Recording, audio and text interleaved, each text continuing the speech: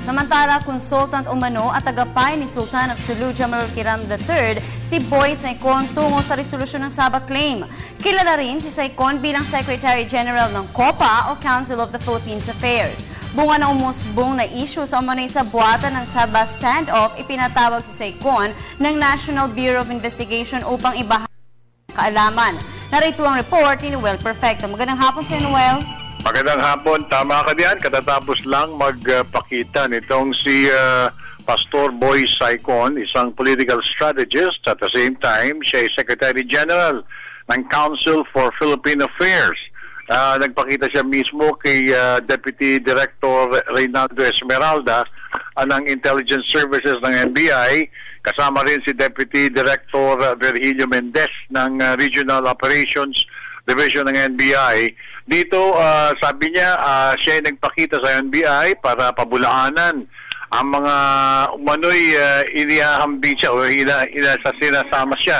Sinasangkot siya sa usapang sa conspiracy. Ang sinasabi ni Boy Saicon sa kanyang panayam sa dalawang matataas opisyales ng NBI na wala naman talagang conspiracy. Aniya, ito yung kanyang pinanindigan sa dalawang opisyales at handa siyang muling ipatawag ng Bureau of Investigation kung may karagdagang katanungan pa na sabi mga probers. Matatandaan na binuo mismo ni Justice Secretary Laila De Lima ang isang fact-finding committee na kung saan kasama ng NBI ang Philippine National Police para alamin kung meron nga talagang anggulo ng conspiracy sa nangyayaring kaguluhan ngayon sa Sabah, Malaysia.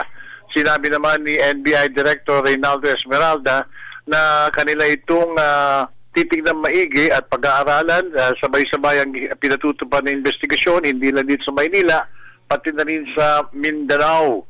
Aniya, bagamat hindi nila may pagtapat kung sino ang kanila pang iimbitahin sa nasabing probe, mayroon na umanong mga pangalan na kanilang pinag-aaralan. Pero sa ngayon, aniya, ay hindi pa pwedeng sabihin, isiwalat ang nasabing mga pangalan. Ang naipapalathan sa mga pahayagan ay isang ang sinasabi na iimbitahan rin matapos kay Boy Saicon ang dating National Security Advisor na si Norberto Gonzales, isang Carbonel, pero ang hinuha ng iba, baka ito yung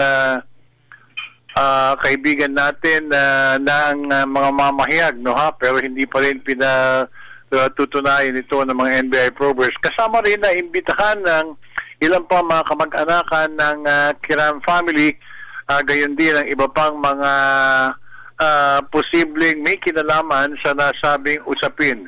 Pinagdiinan naman ni Deputy Director Mendez na ito'y kanilang aalamin, bubusisiin at tutukuyin upang matunton ang sinasabing conspiracy angle. Pero sa ngayon, inulit ni Mendez na ito'y kanila pang pinag-aaralan at saka sila magbibigay ng kanilang assessment pag natapos na o nabuo na itong ginagawa ng fact-finding committee na tsaka ng PNP. Pag natapos ito ang kanilang mga desisyon o fact-finding ay bibigay naman kay NBI Director Nonatos Rojas. So naman after that, ididiretso lang kay Secretary Laila De Lima. So yun muna ulat, wala pa rin din sa Luzon, Maynila, kasama si Barry Yumol at saka si Erwin Navarro. Noel Perfecto para sa Telebisyon ng Bayan.